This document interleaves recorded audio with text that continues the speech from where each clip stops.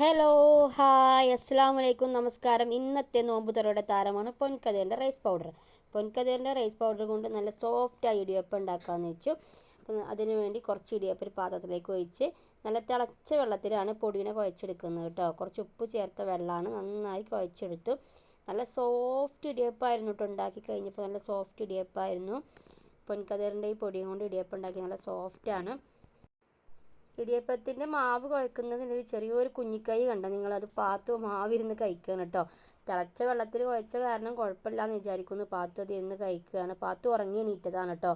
ഉറങ്ങി എണീറ്റിട്ട് പാത്തുവിന് ഫുഡ് കൊടുത്തതാണ്. പക്ഷെ എന്തായാലും പാത്തു ഇത് എന്താ സംഭവം എന്ന് വിചാരിച്ചിട്ട് പാത്തു കഴിക്കുകയാണ്.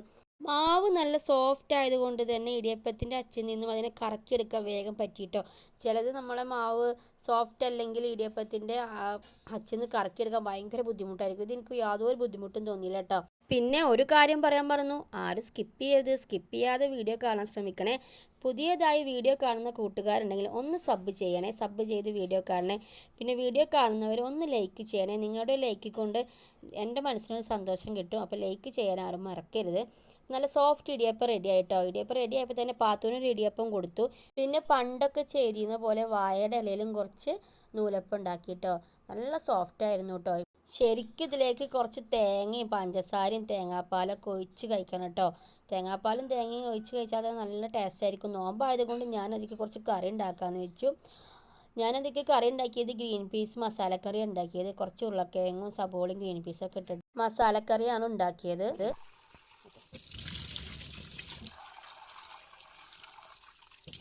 നോമ്പ് തുറക്കാൻ എത്ര വിഭവം ഉണ്ടാക്കിയാലും നമുക്ക് മതിയാവില്ല അല്ലേ.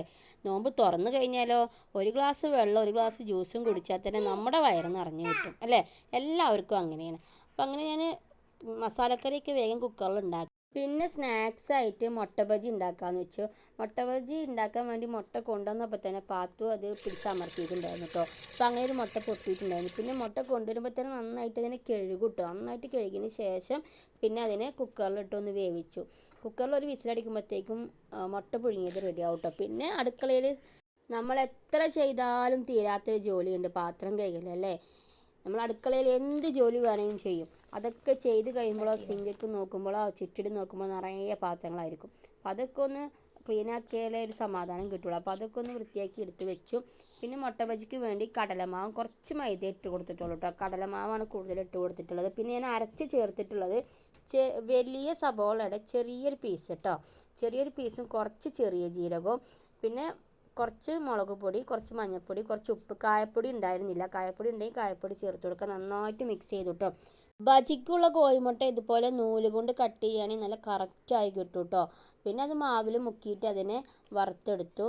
ഇതുപോലെ സബോളയുടെ ചെറിയൊരു പീസും ചെറിയ ജീരകം കൂടി അരച്ച് ചേർക്കുകയാണെങ്കിൽ ബജിയുടെ പുറംതൊലിക്ക് നല്ല ടേസ്റ്റ് ആയിരിക്കും.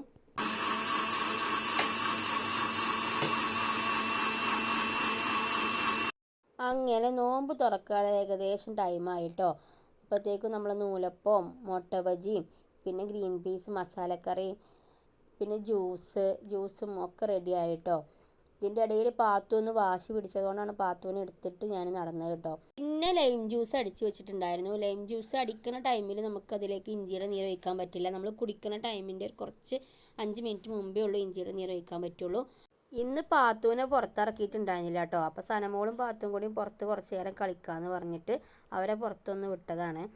അപ്പോൾ ബാങ്ക് കൊടുക്കാൻ കുറച്ചും കൂടി ടൈമുള്ളൂ കേട്ടോ. ഒരു 10 മിനിറ്റ് ഉള്ളൂ. ആ 10 മിനിറ്റ് അവരൊന്ന് പുറത്തിറങ്ങി കളിക്കാമെന്ന് പറഞ്ഞു. പിന്നെ അവിടെ മാങ്ങ വീണിട്ടുണ്ടായിരുന്നു. അപ്പോൾ മാങ്ങ കഴിക്കാൻ 2 പേരും മാങ്ങ കഴിക്കണ കാണിച്ചു തരികയാണ് പാത്തു. കുറേ മാങ്ങ ഉണ്ടായിട്ടുണ്ട് കേട്ടോ മാവുമ്മേ.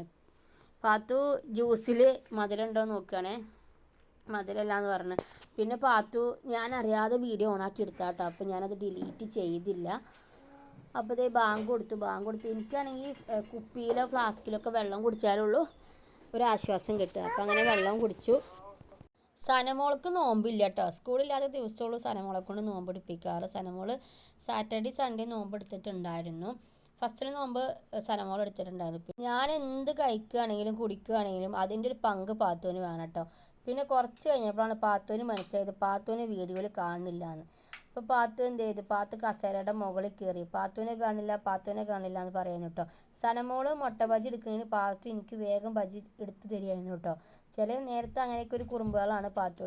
ഇന്നത്തെ നോമ്പുതുറയുടെ വിശേഷങ്ങൾ ഇത്രയേ ഉള്ളൂ. എല്ലാവർക്കും നല്ലത് വരട്ടെ എന്ന് ആശംസിക്കുന്നു. വീഡിയോ ഇഷ്ടപ്പെട്ടാൽ ലൈക്ക് ചെയ്ത് സപ്പോർട്ട് ചെയ്യണേ ഫ്രണ്ട്സ്.